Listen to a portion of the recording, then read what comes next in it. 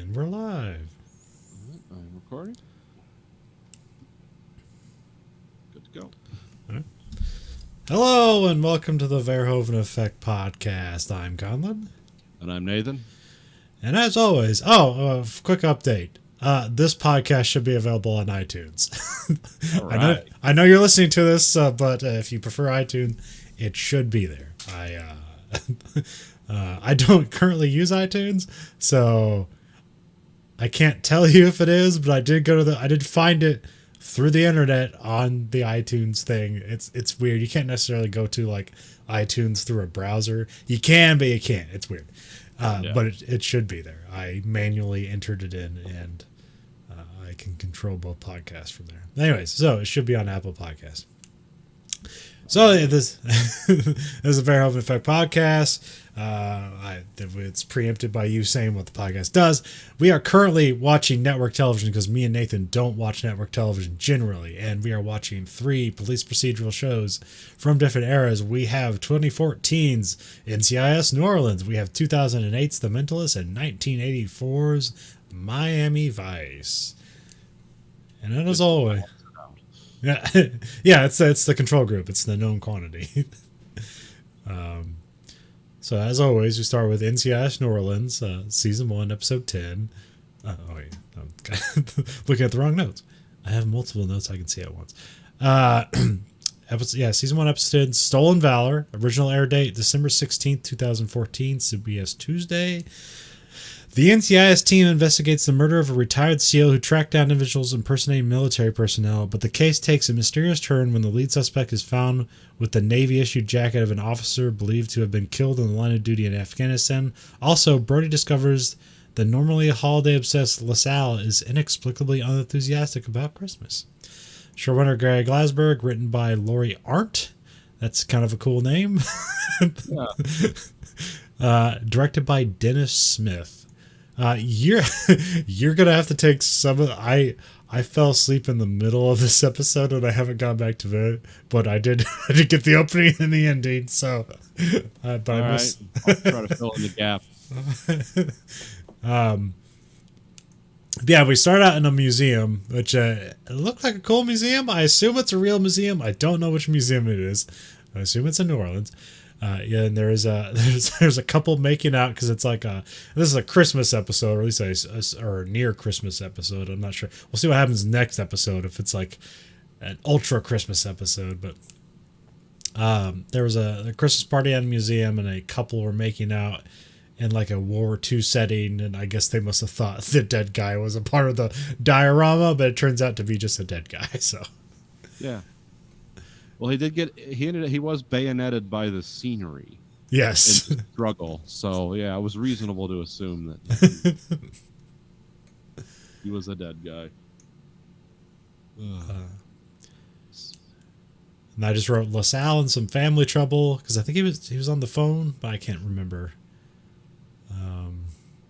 And also I wrote to his mom, but you only heard one side of the conversation, which was they're like the family's looking for his brother, but like they can't find him.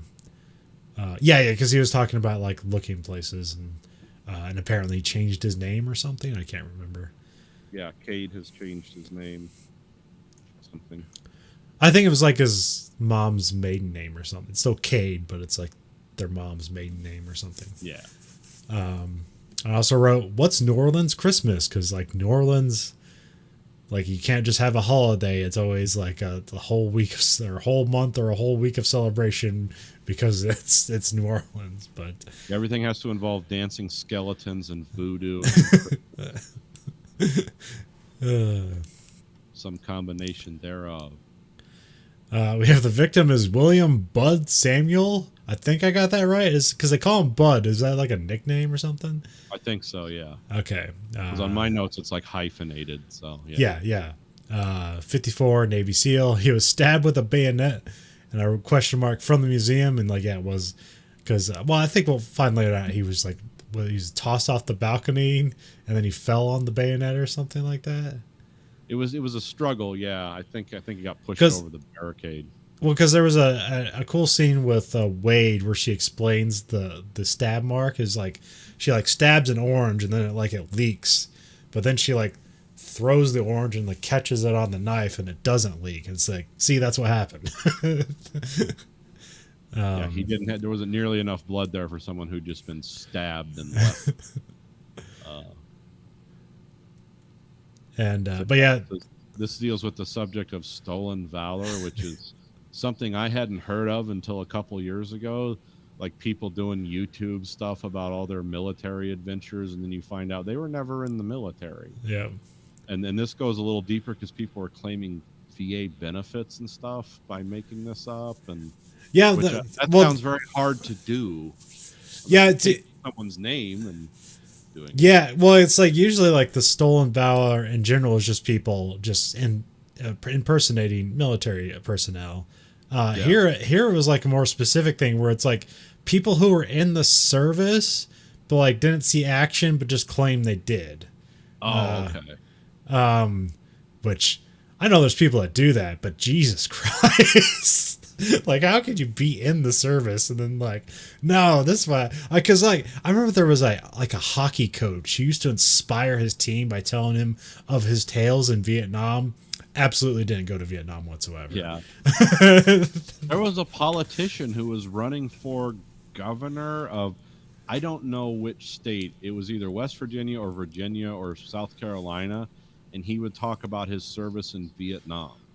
He was in the army in the Vietnam era, but he was stateside, and he had been telling these stories for so long that other guys was like, I was there with him and I remember, and it was like, whoa. And then it all turned out somebody did like an insta check, and it's like, this guy never left the United States. And so this guy like completely just disappeared from politics. But yeah, I've heard like wild stories of people claiming that for some type of credibility, but it's like in today's day and age, you're always going to get caught. Yeah. Well, I like the Action Boys. They always talk about Ran Azizi. I don't know if you know who that is. No, I don't. He was like the tall guy in The League. I think he was the lawyer of the group.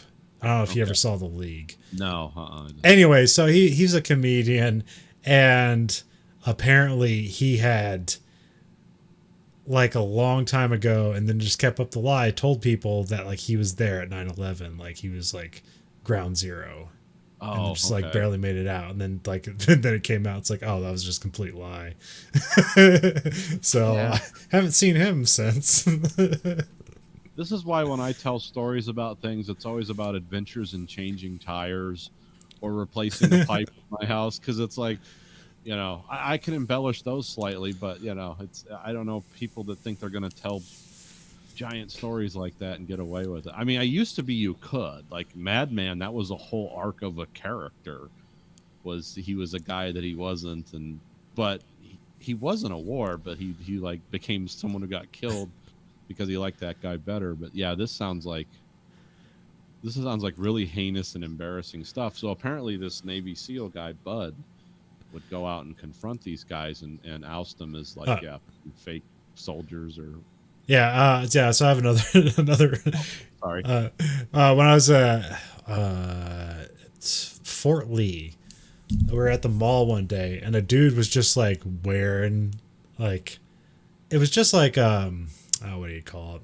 It's like the brown dress shirt that Marines wear sometimes. Okay. But he had it just like unbuttoned, and it had not medals, but it had like ribbons on it. And it was pretty clear that dude was not a Marine, but he was just sporting it as like a cool look. And apparently he didn't know that there's like just, it's set military base in that town. Yeah. And so he had like about 20 Marines like on the phone, like looking if they get permission to kick this guy's ass. And I was with them. It's like, hey, dude. Was permission given? Huh? No. Oh, darn. They said like, yeah, let it go. They're just dumb civilians. Like, there's like, yes, you've scared them enough. We'll see if they do it again. And then, of course, the guy was like, I have friends that are Marines. Like, no, fuck you, take it off. Yeah, there's cosplay, and then there's cosplay. Yeah, some of it's not acceptable.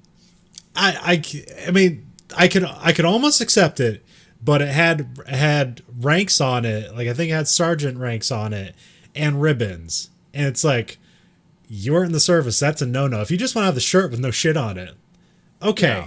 I'm not going to be happy, but at least you're not like pretending you ever had a rank or anything like that. It's like, okay. Because also the another only thing like that I ever did was pretend to be a crew member on the Nostromo. Only led to weird conversations. That was made out of an M46 military jacket, but it was so completely re-put together you couldn't tell. Yeah. Also, like another crazy thing around like, in military towns, they're just like thrift shops that just are full of military stuff. Yeah, because people like churn it in, and it's like, and sometimes it's cheaper just to go there to get stuff if you need uniform stuff. But it's like crazy, like you can, it's not like there's some big gate keeping people away from buying military uniforms. Like you can get them. Yeah.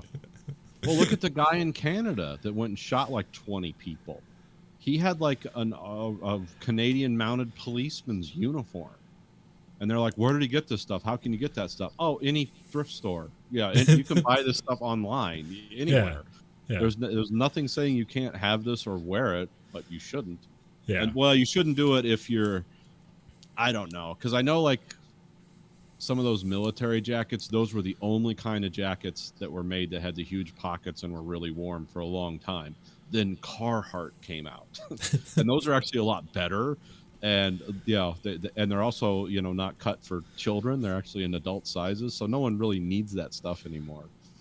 But I remember a time when that was like the most durable clothing you could buy, but not anymore. But yeah, it's hilarious to me. Well, it's actually not hilarious.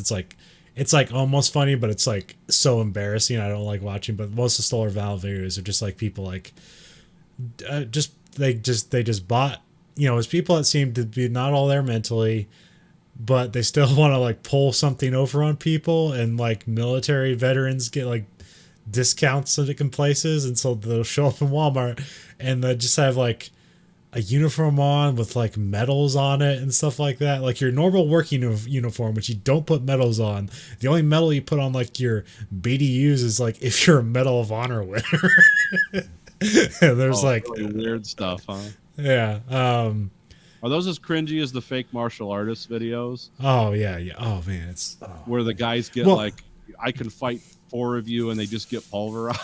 It's like, it's because like especially in the Marines, like you have to be so detailed with your uniform, like you have to know like everything about it. Like I don't. Hey, here's something you don't know. There's these things called IPs. They're called Irish pincers. Okay. It's essentially like where a seam is on a piece of clothing. They'll just be like little strands of string that just kind of hang out, and like that's a big no-no. You need to. Well, it's not a big no-no, but it's like, hey, we're Marines. Like make that look nice. And there's like little scissors you can have to like cut it down. They're called IP scissors.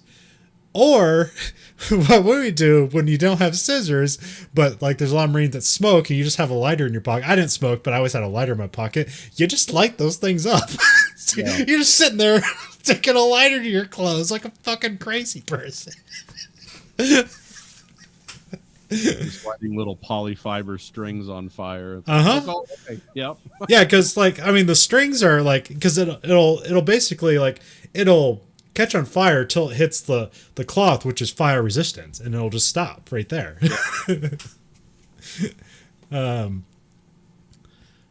So yeah, and so like when you know all the stuff about like how a uniform is and everything left to right, all the spacing and all that stuff like that, and you see somebody who just threw some shit on, you're like, oh, that's wrong. That's so wrong.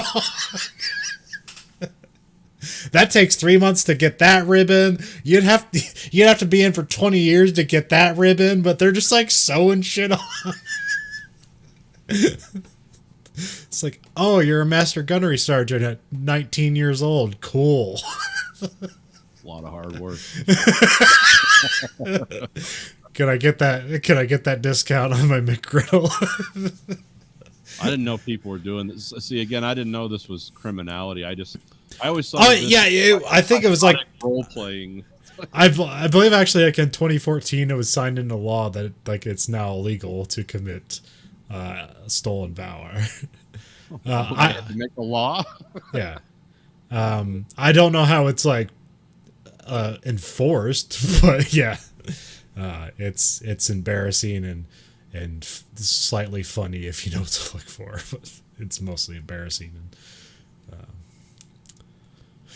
anyways, so yeah, so that's what. But in terms of this show, it was like these people were using major crimes to defraud the VA and stuff. It was a little more than just some kind of mentally unstable guy who always identified with the military going out and saluting people incorrectly or something. Yeah.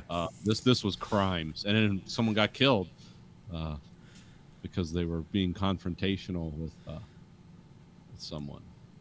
But then it leads to like weird things.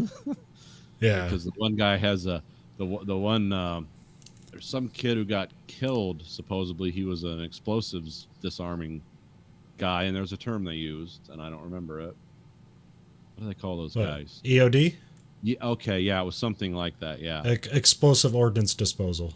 Oh, yeah, straightforward, okay. They're usually called EOD techs. That's usually what you call them. So the guy who was who they arrested, who admitted to the killing, said it was an accident, but it's like, oh, this wrapped up like in 15 where's the curveball? And the curveball was he was wearing the jacket of a guy that had the serial number and name on it of someone who was supposedly killed in Afghanistan. Yeah. Like 2 years before. And they're like, where'd you get this jacket, from this guy? And then that turns into, I got it from a guy down on the docks. And then they go down and they confront the guy on the docks. And, of course, he tries to run away because he's just running like a business without paying taxes. And it's like, we don't care about that. Where'd you get the jacket? So they do a Skype call to Afghanistan and find the kid who says, yeah, I got it from these guys in the village over there. And then the show gets weird. It's like, well, we're going to Afghanistan. It's like, what? They are? Okay.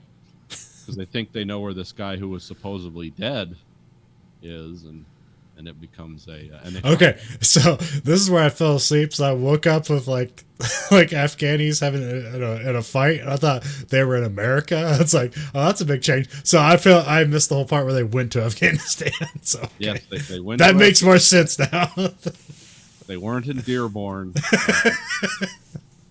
They went to Afghanistan and they looked in a hole, and they found like evidence of cell phones being taken apart, and they're like, "What's this guy doing?" And they had marks on the wall. You know how you do the hash marks 1, 2, 3, 4, and then 5. You slash through it. Well, they thought at first he was keeping track of how long he'd been there, but there weren't near enough hash marks. And then the one lady who comes in from the Navy and helps them sometimes, she's like an officer in the Navy. She's like, "Oh, those are coordinates if you add them up." Watkins, I believe, is her name. Yeah. And so they somehow figured out from that they got coordinates, and that's when they were in the warehouse shooting it out with they said villagers or something. They didn't. International terrorists. Yeah. Bad people. Yeah, they kidnapped a soldier. So. Well, and they were holding him hostage, and they were trying to make him make detonators, but I guess he kept doing it wrong. Yeah. So because he didn't want to help him, he did the. What was the guy from Back to the Future? Doc Brown? Doc Brown. He's like, I sold him they wanted a nuclear bomb, and I sold him a missile case full of used pinball machine parts. This guy was doing a long-form Doc Brown because he wouldn't make the detonators properly for him for 2 years. Or for a year. Maybe it was a year. I don't know. But I believe Zach Chase is his name? Yes. The guy they rescued? Yeah. That's my last note, so... Yeah. Well, they rescue him and bring him home, and his parents are happy. Yeah, because there's a weird part in the middle where they meet the parents, and basically the dad's like, he's dead, don't give her hope. Like, she's gonna keep thinking he's alive, and it's like, he was alive. Yeah, the dad's basically like, I'm sorry, I didn't believe you. Had every reason not to. He was reported dead. Yeah. A bomb blew up, and we thought he was just blown to vapor. Oh, also there was something in the middle of it, too, about the story about somebody knew something about, the science guy. He's like, this is the typical chart, because the lady who got her legs blown off, remember they talked to her? Yeah, because they're talking on a bench, and then she gets up and it reveals that she's a double amputee. It's like, oh, okay. Yeah, she's got like those spring legs to run with, and she was like, there was a big white flash, and their technical guy is like, wait a minute, most of the something about the explosives is like, this makes a black flash, and he demonstrated it was like black powder. He says this is what makes a white flash, and this is the white flash stuff is not nearly powerful enough to blow someone to bits. So there's a good chance this guy's still. That's where they get the idea, like, oh, this guy might not be dead. He might have just been kidnapped. So, and then that's where they talk to the village kid and did a drone strike and killed 50 people. No, they didn't. But yeah, so it was an interesting episode. Yeah, it moved along very quickly. Yeah. I watched it at like 1 a.m, so I wasn't even intending. I was like, I can just might as well knock this out, and then I accidentally fell asleep. So it's not the fault of the show. I thought it was a pretty decent episode. So yeah, I had like all week to watch these, and I watched some of them more than once just to get details. But this was a satisfying. The show's starting to find its pace, I think. Yeah, a little far out there. It's going to go to. Local law enforcement goes to Afghanistan to rescue an EOD tech. Just everyday stuff. I mean, they do that stuff all the time in regular NCIS. So yeah, it makes sense. I mean, they're the guys who know all the facts. It's just like this turned into Zero Dark 30 in a hurry. Like, okay, I'm here for the ride. In reality, you just have like a whole separate team of guys that'd be in order to do this, but like because of it's a show, it's like. We're not going to cut to a separate team. We don't know of people. It's like, just put them on it. Yeah, so if I'm some cop in New Orleans, even if I'm a Navy cop, I'd be like, oh, they think he's alive. Here's the coordinates. Hello, Navy SEALs.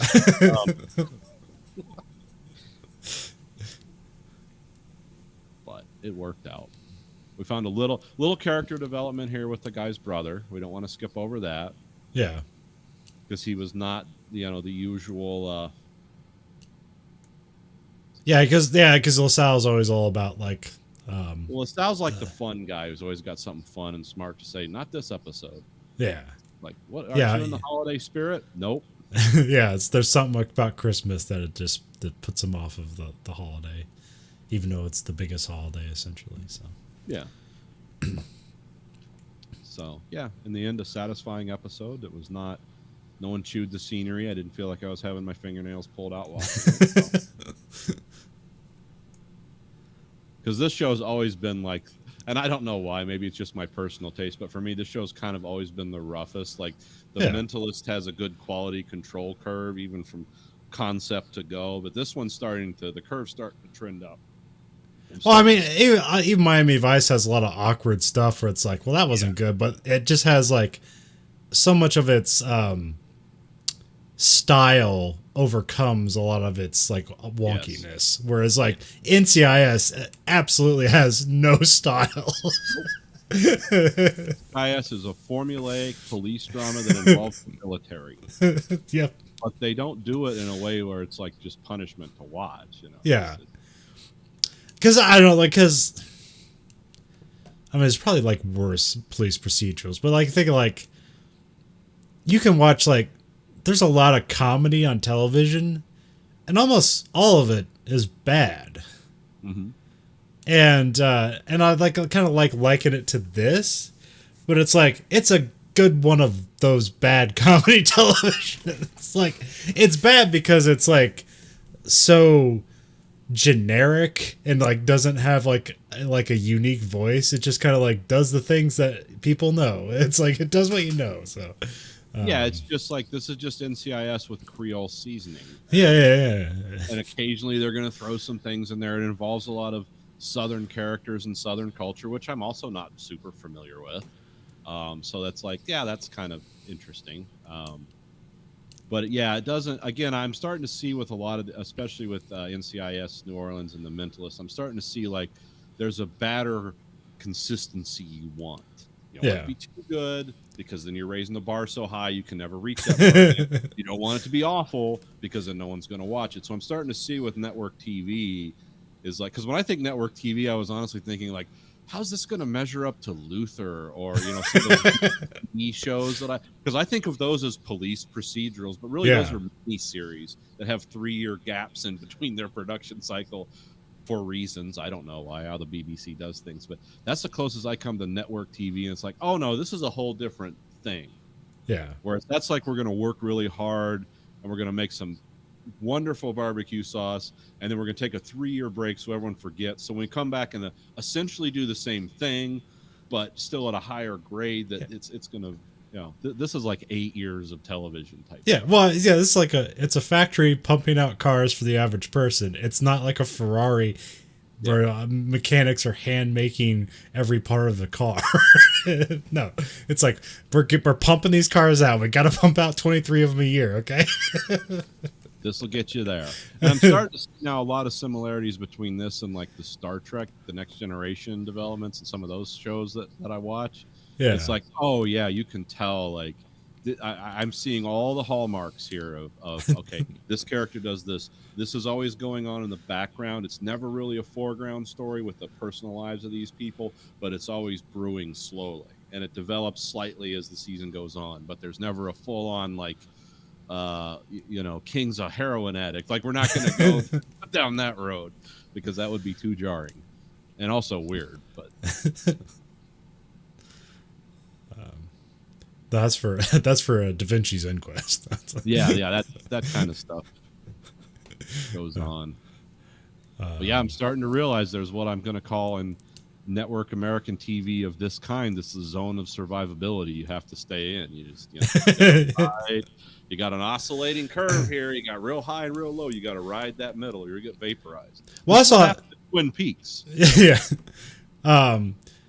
Also, like I said, like the stuff. All I know is from Ronald Moore about television stuff. Like, I don't know if we can exactly pick up on it here, but like not necessarily like every episode is shot at the exact same time. You gotta kind of like pick your shot of like, okay, we know this is going to be a big episode, which means we're going to put more money into it, which means we have to extract money from other episodes. So like sometimes episodes are like, okay, does this episode seem cheap because it was just deemed the least important episode, or just production snafus happen? Because that can't happen. It's like, well, we meant to do this, but we just didn't have time, because that's always the thing with network television is like you just don't have time for everything. So well, you got to watch your gauges. That's the thing. You got your production budget. You got your writers. If you're going to do a dialogue heavy episode where they're all in the office, but things are happening outside, like you can do that like almost a play, but you're going to beat your writers to death trying to come up with all that dialogue and make it coherent. Or you can do a production heavy episode where Pride's leaping out of a helicopter that exploded. And it's like, well, okay, we saved our money with the talkie episode. What are my lines this episode? I scream, no! Because the Twilight Zone was almost 100% dialogue-driven plays, and it drove Rod Serling insane as a writer. Yeah. And he had a writing staff, but he was still like the ultimate arbiter of everything.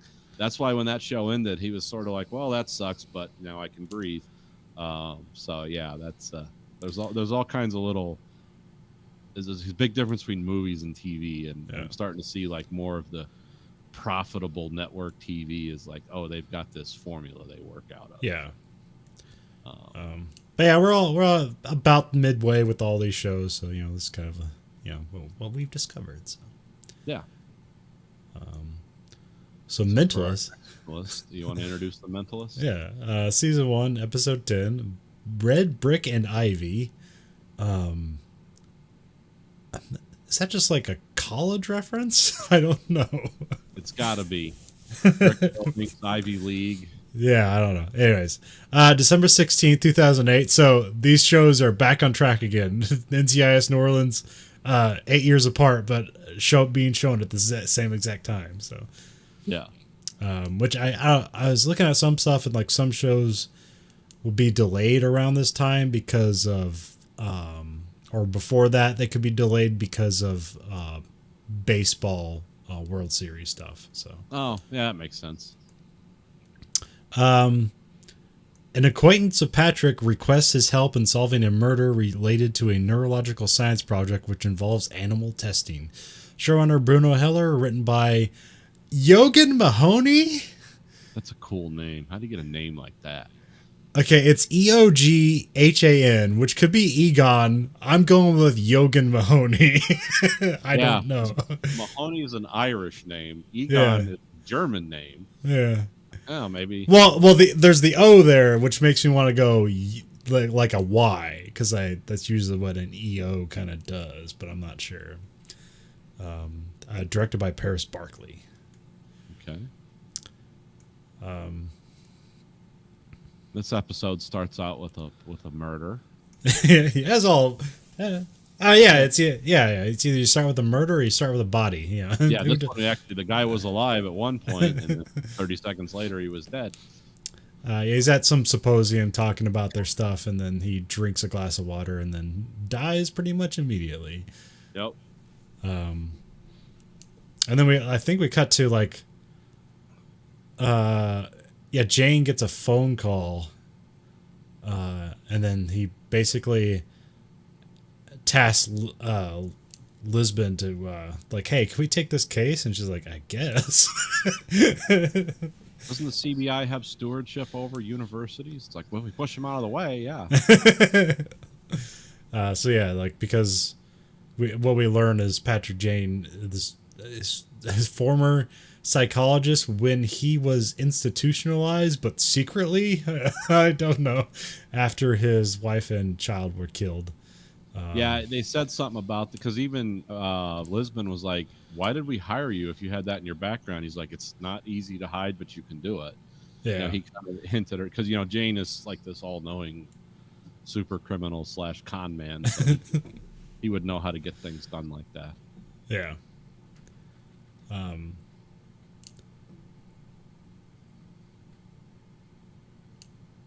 then we put and then was it Sophie Miller is the suspected murderer, and that's who Patrick Jane has to try to help out. And they read off like her rap sheet, and it seems like, well, she's the killer, obviously, and now we have to have this episode where Jane is like has to defend her in some way, but has to play chess with the law and her. Yeah.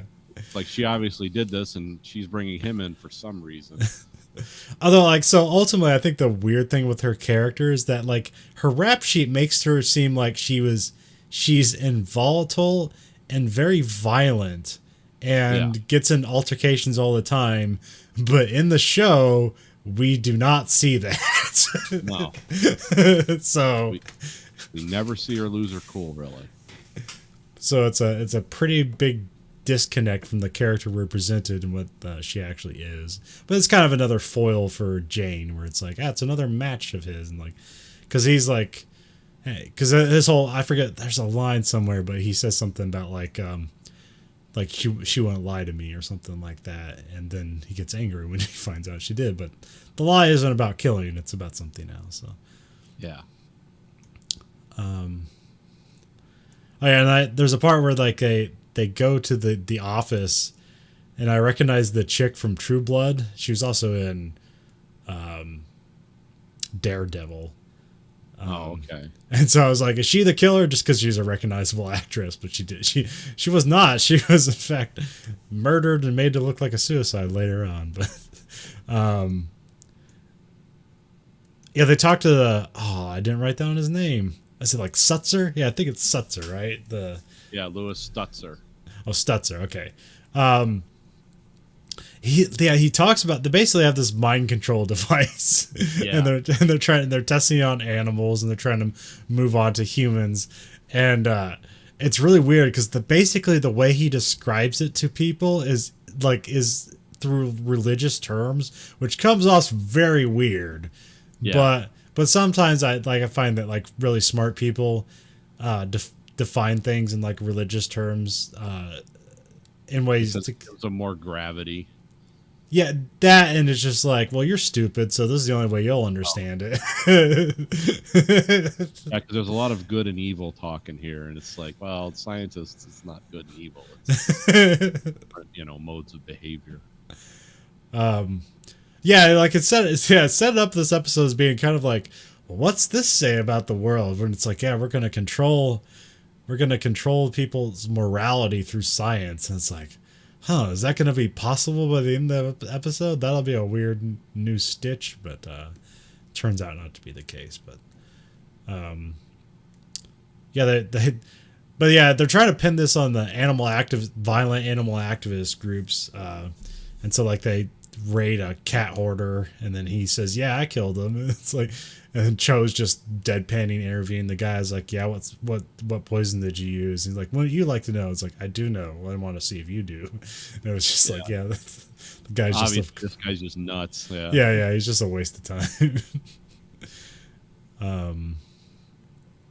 Yeah, then they interview the wife again, and Jane does his thing where he's kind of rude, but not too rude, but then just walks around the house looking at pictures and, basically solves the crime from the picture. But, well, actually not really, but he solves the crime in a crazier way.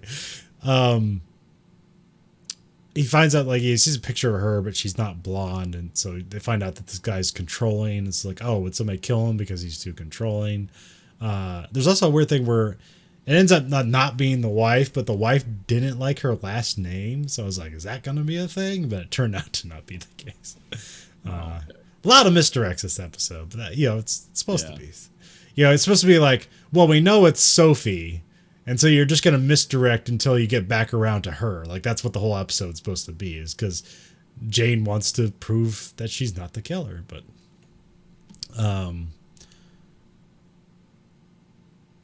yeah, Jane gets upset with his attitude. Oh, yeah, and this is what we basically find out that the whole morality science project is just a whole scam. Like they can't get it to work. No.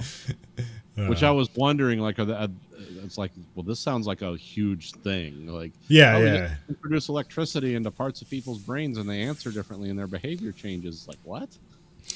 You don't think I don't think this is going to be kept under wraps.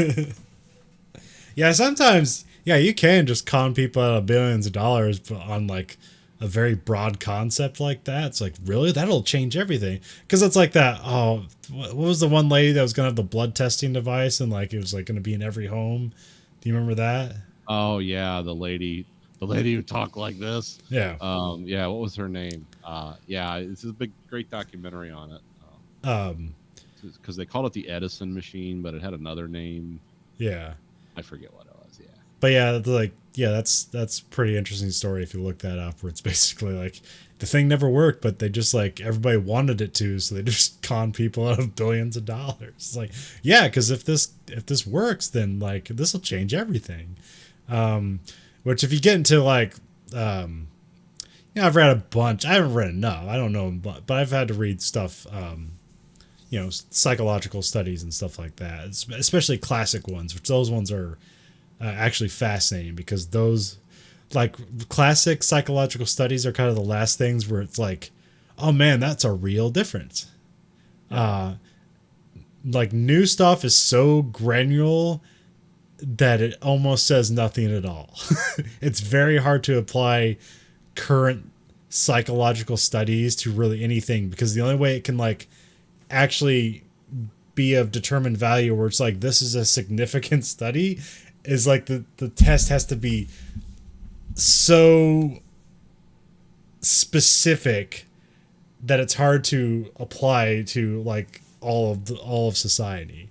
Whereas, like, classical psychological studies, it's like they can find out, like, shit, like, if you have, like, 3 shapes on the screen and one of them's green, you'll always see the green shape first. Like, always.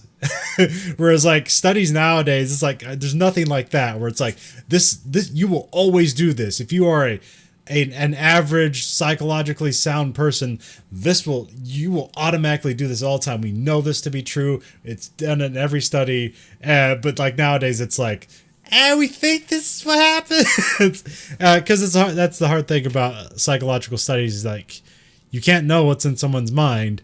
And the only way you can, like, kind of do that is if you were to just, like, put an electrode in every part of someone's brain, but you'd have to, like, dissect someone's brain to do that, and that would kill the person. And that's why you can't do that for psychological studies. The woman's name, by the way, you're talking about was Elizabeth Holmes, and the company was Theranos. Okay. You want to know some really weird shit about her? Now that I looked it up, I remember this. Is that her dad was a VP at Enron.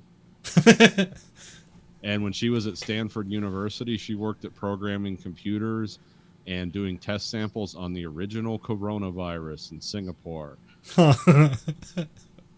So yeah, and she was the biggest con man in Silicon Valley history. Literally conned them out of more, and there's been a lot of con men in Silicon Valley. That she kind of takes. She'd go to prison the rest of her life if the case is still going on. But yeah, it was crazy. But yeah, so talking about knowing everyone's intentions and thoughts and ideas is like, yeah, this is a person with an interesting past. Who knows? So they have this one like hilarious setup for the study, and they pull a ruse on like everybody to try to find the killer, and Jane is in the machine, and they basically like pretend that the thing works, and like he's answering questions, but they make him like completely evil, and so he answers the questions like the opposite of what a normal person would do. And there's this funny scene, this hilarious scene where he walks out of the machine when it's still like all set to evil, and like one guy says, "But he's been calibrated for evil." It's hilarious. Yeah, because Dr. Stutzer still believes this thing's real. Yeah. Or on some level he does, because Sophie's been helping him, falsify. Well, yeah, she says something. Well, like, yeah, they're falsifying it without Stutzer's knowledge. Yeah. And so he's the one out of the loop. And, well, I mean, he knows it's not working the way they want it to. And then she comes up and says, like, they got something working. Yeah. And then like they use Jane as an example of like, look, it's working, but it's all a ruse. But it turns out it's like the dean or whatever, the university that killed everybody, because they literally got billions of dollars for the college for this neuroscience. Yeah. And also Jane shoots Sophie. Yeah. It's a blame. He murders her. Like, one of you two is going to tell me who the killer is, or I'm going to shoot this woman. And he does, and they're like, oh, because you don't know whether is it Dr. Stutzer or is it the Chancellor? Like, you don't know who it is. Yeah. And then finally the Chancellor's like, fine, I did it. It's the hydrogen cyanide is in my basement. It's in a basement in a bottle of lighter fluid. Which, by the way, hydrogen cyanide poisoning will work, but it's the most painful way to die of cyanide poisoning. In case you didn't know, just a little fact. Oh yeah, sorry. Yeah, Jane pulls a gun on somebody for change. So yeah, but it's got blank. Yeah. There's that one time he tricked the Russian lady into she gave him. Oh yeah, like gun. Here you take the disc, and she handed him the gun. Yeah. Here's a disc and a soda. Oh, I'll take that gun off your hands. Yeah, just a misdirect. Yeah. But yeah, so yeah, you said they found out it's the Chancellor, and so that's the case solved. So yeah, because the guy who was killed in the beginning, Alex Nelson, he was gonna basically like be a whistleblower. It's like, yeah, this is all a sham. And then his like secretary or whatever, who is set up to look like a suicide, like that guy killed her as well, because apparently she was going to let everybody know as well. I can't know. It was just another dead body to like, it's getting serious. She was too unstable to the Chancellor was worried she wouldn't keep her secrets. Yeah. Which is weird, because it doesn't seem like a cold-blooded guy like in the show. Yeah. How you don't know till the end, like, well, was it Dr. Stutzer? Well, yeah. Well, I mean, it's like, I mean, the Chancellor like says why he did it is because like, well, the college we'll lose the college if we don't have this money. It's like, it has to go. It's like, which is kind of the same reasoning that one guy in the first episode used, where it's like, well, I mean, like we're sending money to Africa. We're saving like 10 children a day. It's like, of course this guy has to die for embezzlement. So yeah, it's a similar kind of reason. So when you get in the collegiate level of intelligence, it's like, it's always they kill because of the money so far. So yeah. It's always like too good to be true. It's like, oh, he's a saint. It's like, oh, he's obviously doing something wrong and he had to die for it because more vicious people have become involved. Oh yeah, also the chancellor saying, well, like, this is all admissible because like because this ridiculous ruse to get him to confess. Yeah, it's like all under it was all confined under duress, but like Lisbon states that Jane's methods are hell for the prosecution, but they always win the case anyway, so that's an interesting fact on like why they keep him around. Well, and they're going to go to the house and find the hydrogen cyanide. And it's this ties him to the. Yeah, there's no doubt that this guy did it. He's going to take a plea because they still have the gas chamber in California. They never use it, but they have it. And that's one interesting, like, because they do cutaways to when Jane was in the institution, and there's a part where like he was drawing the red John smiley face on the wall, presumably with his own blood. I don't know. I was assuming so, yes. And so they kind of hint at that him and Sophia like have some sort of romantic interest in each other. And so here they kind of like they come back to that when he's leaving, and he kisses her on the cheek, but then he walks away. And so I note that Jane walks away from a potential love interest to go to Lisbon. So yeah, keeping their will they won't they relationship up. So yeah, and she offers him the chance to drive, but she doesn't like him to do because he drives way too fast. And then at the end, she rescinds the offer, like, no, we're not doing that. He manages to irritate her somehow. Well, yeah, he basically states out, because it was like why would she offer him to drive? Like, I don't get it. But then like he points it out. It's like it's about like offering control or whatever. It's like because he was kind of like down because of things. He's like she's gonna like give up control of the situation to appease him. And he's like, oh, I think I will drive. And she's like, never mind. It's like you drive too fast and all that stuff. So, oh, and then we go to Miami Vice. Yeah. Season 1, Episode 2, Give a Little, Take a Little. Original air date, December 7th, 1984, Friday. In court, Crockett refuses to identify an informant and spends more time in jail than the drug dealer he's trying to bust. Gina and Trudy infiltrate a prostitution ring. Gina is placed in a compromising position when they are suspicious that she is not a hooker. Showrunner Michael Mann, written by Chuck Adamson, directed by Bobby Roth. Yeah, this is one of those interesting, like, a little more side character episodes they have. Yeah, I thought this episode was kind of weird because it starts off a bit too like fun and like jokey, and I was like, it's like this has got to take a dark turn, and like eventually it kind of does. Well, it seems fun and jokey, but if you pay attention to the song, because it's, who is that? Why am I drawing a blank on her name? So I was going to talk about the song. Yeah, she was in Thunderdome. It's yeah, I have all the music notes called up here, but yeah, because Trudy is basically looked like her. We're doing a great job tonight. Tina Turner. Yeah, Tina Turner. Yeah. Yeah, Tina Turner. It opens with now the music thing came up. Thank you, computer. It Better Be Good to Me, Tina Turner, and it basically it's like a lot of music playing. They're driving through the streets. There's a lot of prostitutes, you think or assume, because it's kind of run part of town. Yeah, it starts with the montage again, which is the back-to-back episodes where they start with a montage to kind of like show off Miami CD areas, I guess. At least that's one of the trivias I saw. But like I remember the last week's episode was weird because its montage made it seem like very old, like it's made it seem like it was in the 70s or something. This montage is weird because it seems random. You have a guy introducing a thing, but like all the audio is out of sync with what we're seeing. Yes.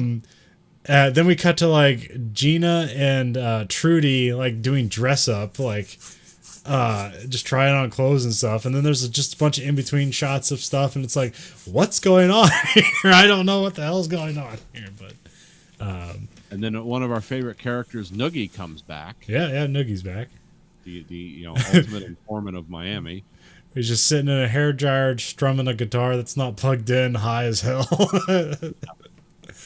Because apparently, Crockett and Tubbs are kind of like dry for leads, so it's like they go push Noogie for some leads. Yeah. Which I wrote down. He mentions the name Trick Baby, and I'm like, is Trick Baby? Will that actually be a person? It turns out Trick Baby is a person, so they are a character in the show. So, but anyways, so then Trick Baby and Noogie turn him on to a warehouse full of amphetamine, which is like, oh, okay, yeah, people were doing that too, I guess, back then. But it's being guarded by a guy named Bob Rickert, who's kind of like an innocent. I mean, he's a low-level drug dealer, and he's just watching the warehouse. Yeah, it's like he says he has college friends, and like he's just doing this, and he's like, it's like, you went to college? He is such an idiot. Yeah, like, you're not thinking this through. I don't know if that's like he was intentionally acting that way, or if it's like they're just like, we found this dude who can't help but sound like an idiot. We're gonna put him on screen. Well, Trick Baby, that actor looked like he was drunk. Yeah, like, I don't know if they asked him to play that way, or if he showed up on set and he's like, "Yeah, this is fine. We can work with this." Because he didn't seem to like be able to deliver his lines. I know, like Noogie was like supposed to be, "Come on, tell him," but sometimes it was like, I think the guy was like, "Come on, remember your lines. You know, we're not going to shoot this 20 times." So yeah, they find Bob at the warehouse, and of course, Crockett and Tubbs menace him. Yeah, which is an important point, because I think this is the most aggressive they've ever been with like a perp.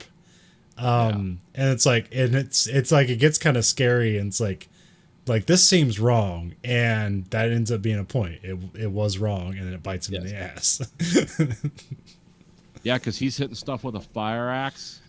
Yeah, it was like a cool part, which there's like a cool bit where he hits it with the fire axe, and on the backswing he like scrapes the ground and it throws sparks everywhere, and I'm like, that must have been a happy accident. Yeah, I don't think they planned on that one. I don't think like amphetamine spark when you hit them. Maybe they do. I don't know. No, I just think that was a fun thing. There's lots of sparks in this episode. Yeah. To a car scene later, but yeah. So they find this guy and really intimidate the hell out of him, and then at the end, like Crockett decides, like, okay, just go home to your family. You know, you're my witness. That this. Yeah, he's turned him into a confidential informant. Essentially, yeah. This is how a CI is made. It's basically like tricking people and think they're going to jail, and then having them give you information, and then you don't put them in jail. Yeah, they're a CI. And then so he gives them the name of. Oh, did you in that scene? Did you see that guy's shoes? No, tell me, what did I miss? They're just like weird open-toe sandals, but like they have high heels on the back of them. They were and they're red. There was the weirdest shoes I've ever seen. You have to go back and catch it. Yeah, it's in that Bob Rickard scene. There's not a whole lot of shots where they have them in full frame where you can see his shoes, but like, yeah, they were the stupidest shoes I've ever seen. Yeah, I'm gonna have to check that out.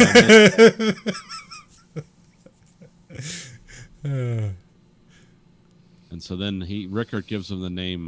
Was it Sully Alvarado? Sally Alvarado. Oh, Sally. I always thought it was Sully. Okay.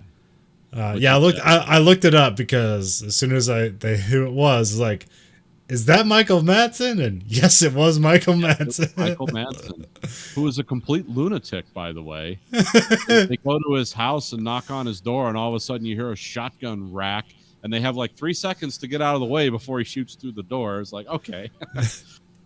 And yeah, so then he busts out of the garage with his Bronco, and then and they're not with Crockett's Ferrari. They have Tubbs in his Cadillac Coupe de Ville. So. Yeah, the big old convertible Coupe de Ville from also seen in 48 Hours, or the same type of vehicle. Yeah. Yeah. Big old boat convertible with a huge. Well, I assumed it was a Cadillac, but then like that kind of like V wing symbol up front, I was like, is that a Buick thing? So I just looked it up. Yeah, it's Cadillac Coupe de Ville.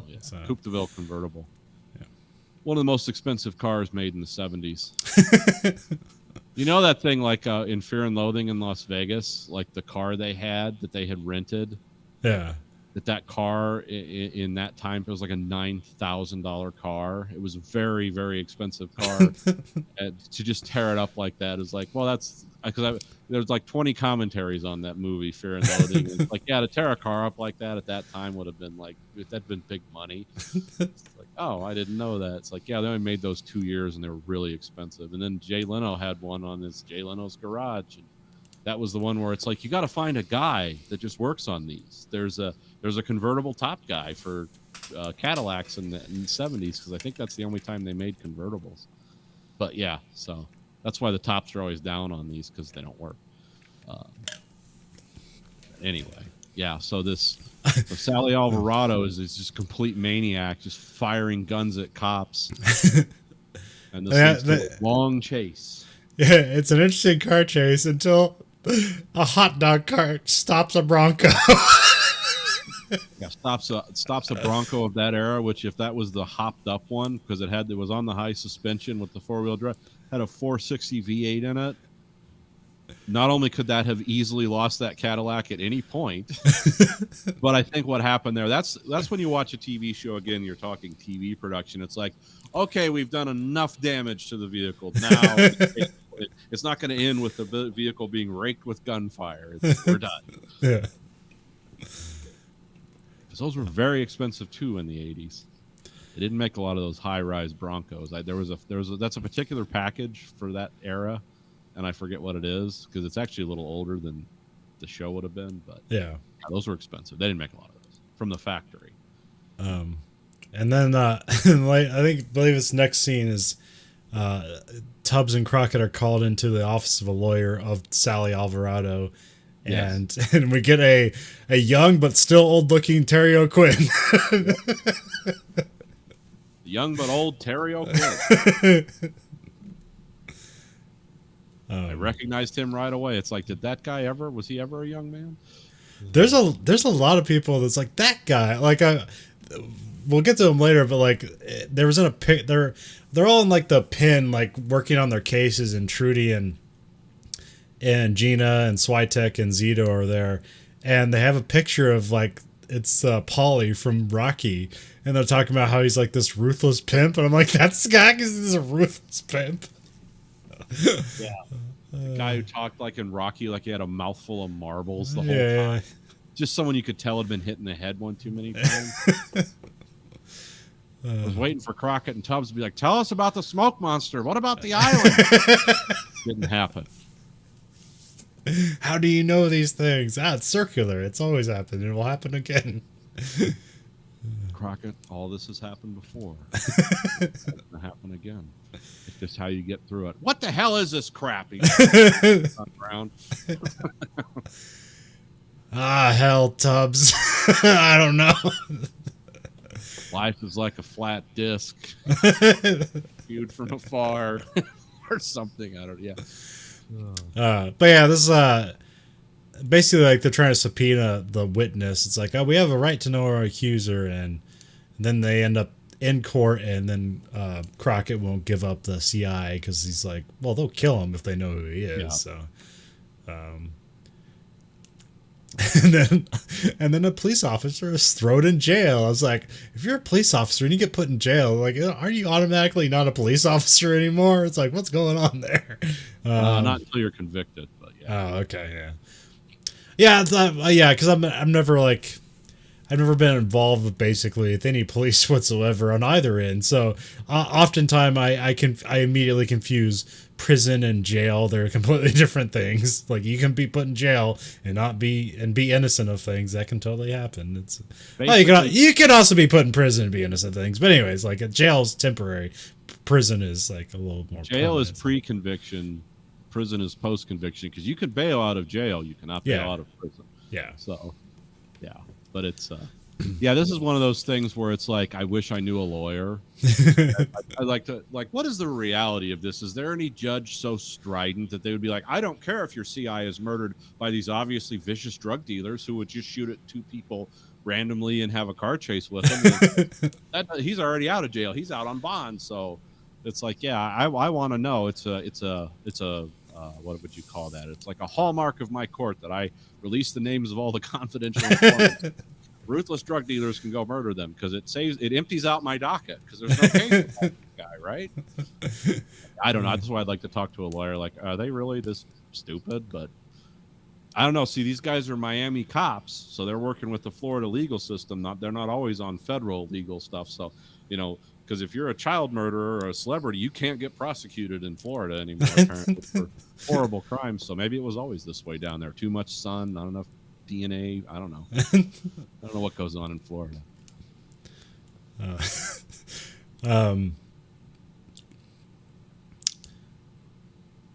What was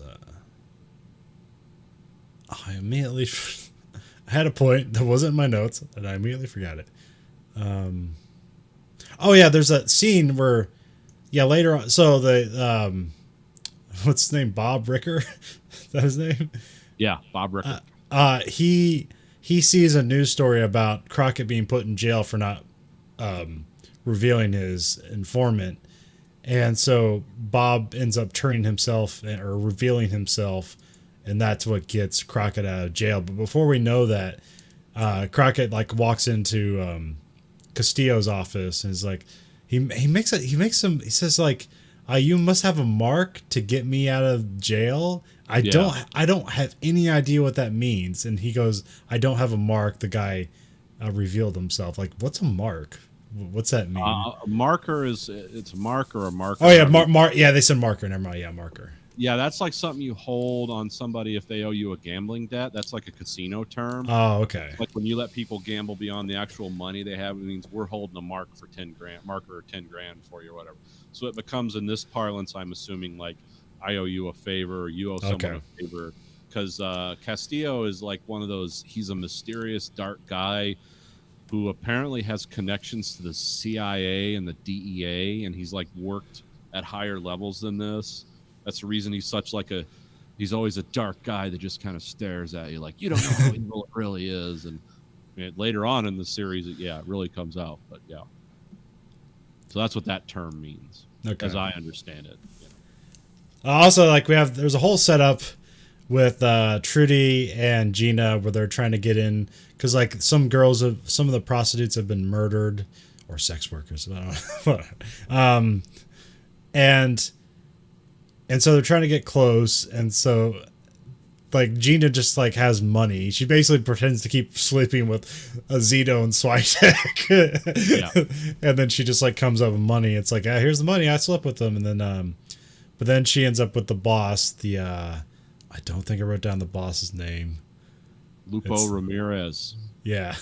I have that actor doing a weird Eastern European accent as even though I think he's supposed to be from somewhere down south.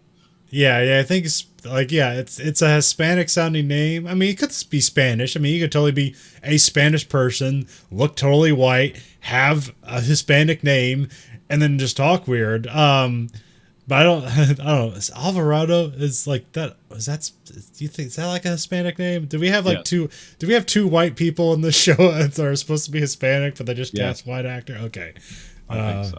Okay, that's usually not the case for Miami Vice, but okay, it happens. But well, I think they just get the best actor they can get for it. If it's a major speaking role. That guy's a real actor. Yeah, it's he can play this off. Oh yeah, he totally played he was totally the one Weinstein brother in this. So. Yeah, he was Bob. No, not Bob. Was it Bob? Oh, the one. I think it was. I know Bob. the one that was the very public one because there were two Weinstein brothers, but one of them was the one who was out there. Is that Bob Weinstein? I don't know. I want to say it was Bob Weinstein that went to jail, but is now out. So he's out. I think. Well, no, maybe I'm conflating with Brett Weinstein. Bob, Brett. I don't know. Yeah, but I think it's Bob. I want to say he was the guilty one. Well, I mean, they let Cosby out, so maybe I'm conflating the two. So, but yeah, this guy did a really good job of being a sex creep. Yeah, and an obviously balding fat guy that no one, Gina does not want to sleep with this guy for real. Yeah. She ends up like reluctantly sleeping with him because it keeps her cover, and then like, Yeah. and then she would like hopefully later on she could take this guy down, and then but she is just immediately it's a complete violation to her. I mean, she consents to it, but it's basically rape. I mean, that's how you're supposed to take it. It's a gross makeout scene before that makes you uncomfortable. It's like, oh, this is as bad. Can you imagine being in her shoes and this toad? I'm sorry, but that's how the guy kind of looks, Yeah. This toad's like sticking his tongue in your mouth, and it was a nasty scene. Yeah. But the reason she did it though is they didn't really. There would be a motive for her to do that though, because they were talking about how they were finding bodies. I would provide women, and they were just cut to shreds, and they would wash up on the shores, and so he was a really bad. Yeah. Because I also make a point that she doesn't have backup, so she sleeps with a guy out of a defense mechanism, and then also because of her job to keep up her cover, and it's just like all these things like force her into this situation, and and she's pretty much devastated by it. So, and then someone comes to her house to try and kill her. yeah. as her and Trudy, as Trudy's trying to comfort her, like she knows what happened, but they don't say it. They just know. Wait, yeah, this is where in the middle of this is where we find out Trick Baby is real, and he gives off the information that like, oh yeah, he's gonna kill one of the girls, and then Crockett and Tubbs realize that they're gonna kill Gina, and so they race to back up, and then this is where they reuse footage from the Calderon Part 1 of the Ferrari racing in the night. Yes, with the frame bouncing off the ground through the intersections. Yeah. Parks. And because weirdly, it's like actually like in that scene, there was a stunt driver, but the stunt driver was like made to look like Tubbs, and then Switek was the driver, the passenger, and so it's just the same scene, but they go fast enough you don't really notice. But like Switek was really the passenger in that car, and there's a part, if you look at it, he nearly flies out of the car. Like they hit a bump, and you see it's like this weird, like it looks like a wig almost flies out of the car. It's like that's a person that's almost flying out of the car. So. And let's not forget, like before this, Switek is trying out comedy. Yeah. On stage. he's I like that. Degenerate comedian. Where are you folks from? He's bad, but I like that he's acting like a veteran comedian who just thinks the problem is that the crowd's bad. And then Zito is he's just laughing his ass off. And I don't know if it's like because he's bobbing so hard he thinks it's funny, or does him and Switek have this sense of humor that they only understand? Yeah, they're kind of seen as the bumblers. But they're sort of the comedy relief, considering all the darkness that's like this weird interstitial scene of because Zito's like force laughing way too loud, or he's not. I don't know. So then Cinco goes to kill Gina, and they tell Crockett and Tubbs, who they go bounce the frame of the Corvette off the ground a few times, getting there, and they have there's he almost shoots her. Yeah. If Crockett hadn't shown up and thrown him off, he fired at Crockett and then kind of jumped through the window in a cool thing. It was sort of like, I'm just going right through this window, because it was one of those louvered windows. Yeah. Like it's a bunch of pieces of glass and you roll it with the crank, and that guy just jumped right through that. And he just like throws a couple shots into the bedroom, but apparently misses, and then runs off and like nearly hits both Crockett and Tubbs. But as he's running away, like Trudy gets the shot on him and like apparently just like shoots him in the spine, and he just falls off. And he's sitting there, he's like, as he's like basically dying or whatever, he's like, I'll tell you everything. Just get me to the hospital. So then everyone goes to confront Lupo at his weird house. Well, first they go to get Sally Alvarado. Yeah. And that's actually Michael Madsen's first speaking role, because you never heard him talk before, right? No. Because they talked to his lawyer, so this is the first time you actually, he's just, it's Michael Madsen, so he's creepy as hell and intimidating and just very soft spoken. But they get him, and then Sally turns on Ramirez. Yeah. And then they all show up to get Ramirez, and then he has like a cheese cutting knife there, and he pulls it on Gina, and Gina shoots him.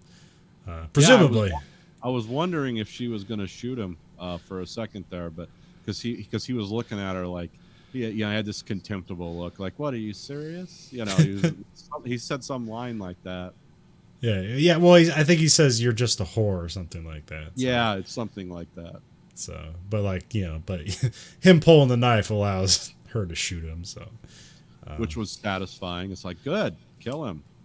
Yeah, and then they just kind of like it's just kind of like a freeze frame, and then they just cut to the next scene where they're taking the body out, but then like Gina's still standing in the exact same spot, and Crockett comes up to her, and they just kind of embraces, just kind of like let it out. But yeah, and they play the "Today's a Beginning" song, which was kind of a little weird, but it's the '80s. It's what they had.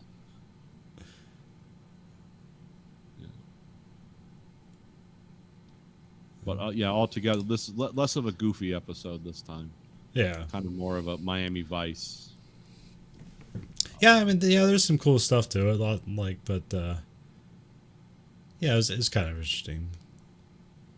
I don't know, like, what episode I'd say was the best this week. I think they're all like kind of on the same level, but yeah. I mean, they're all of equal quality. It's like NCIS is on a high, Mentalist is kind of on a middle, and then like Miami Vice is on a middle. But like NCIS is high, and both the other shows middle are at the same part, really. So so they're all kind of even this week. It becomes kind of it's kind of a wash. But always generally say, they're all finding their place. We're all at the same places in these shows lifespans.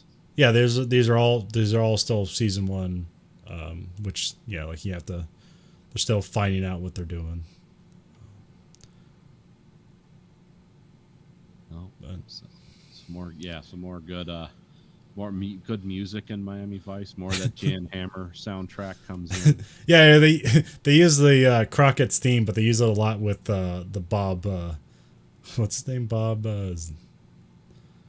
Zicker? Or what's his name? God damn. Zito? Yeah. No, the informant. Oh, Rickert.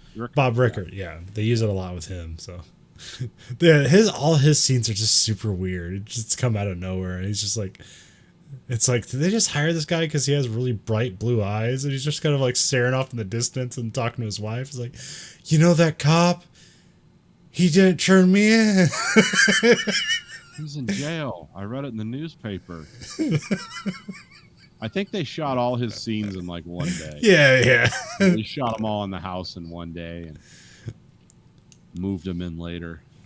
I mean, he's supposed to be an idiot. That's why he is coerced by Crockett. He scares him because he doesn't know any better. He doesn't just lawyer up. That's why he's like he didn't lock the door. Crockett just lets himself in, and he's just like, yeah, a warrant. It's like, a warrant? What are you talking about? Like, oh, we can get a warrant.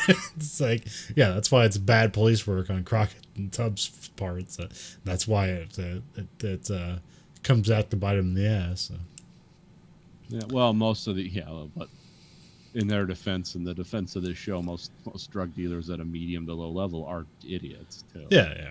It's the chess master guys you got to worry about. Those are mostly works of fiction, but it's kind of like Hannibal Lecter. Like, if you had a guy that bad, this smart, you would never catch him. He's thinking way ahead. But well, I mean, like in those cases, they're always caught because of their hubris, where it's like they want to be. They want attention for what they're doing, so they fly a little too close to the sun. Like if you just needed to kill somebody, you could just go a couple states lines over, find a random person, and go back. No one will ever find you. Yeah, but because at some point. Yeah, but but once you start like, oh, this is my art form and I need to be recognized, that's when they get caught. It's always the fame that gets them. They just do it for the cheers, not the art. What did Oh no, I'm not going to repeat that line on this show. Never mind. Just do it for the art. Yeah. But yeah. So if you've liked what you've heard, and how couldn't you, you can go to our website for the show. It's anchor.fm/Verhoeven Effect. The way I like to how you spell Verhoeven is VERHO and then even after that. So Verhoeven. You can also go to www.verhoeveneffect.com and it'll send you right to the same place. If you're using a Chrome browser, it'll be like, hey, this is weird. But you can just send it anyways. It's fine. It'll send you to the same exact spot. Or you can just search us on Google. Whatever. We'll come up. I actually searched up Verhoeven Effect to see if, like, we're the only thing. It's like, and somebody put it in like a this year as like a Urban Dictionary term. Okay. And but as far as I know, we hold the right to that because we've been using that for over 10 years. So, but their definition of it was like, you remember that comedy skit where it's like that's the Nazis and the guy goes like Herschel, are we the baddies? Like you remember that? Was that a Python thing? No, it was like it's British, but it's not a Python thing. But it's like this guy's dressed as Nazis, and then like this one guy's like incredulous about like, hey, look at all the terrible things we're doing. It's like, are we the bad guys? And it's just that's the joke. And then and basically that's what the thing like it's talking about Starship Troopers and like the Verhoeven effect being that like people not knowing that they're the bad guy. Fascists, yeah. Yeah. That's always the joke in Starship Troopers, like that's a fascist society. At that page, we have listener support. You can support us at a monthly stipend of 99 cents or $4.99 or $9.99. And if you support us, we'll only do more of this faster. So for the Verhoeven Effect, this is Colin. This is Nathan. Goodbye, America.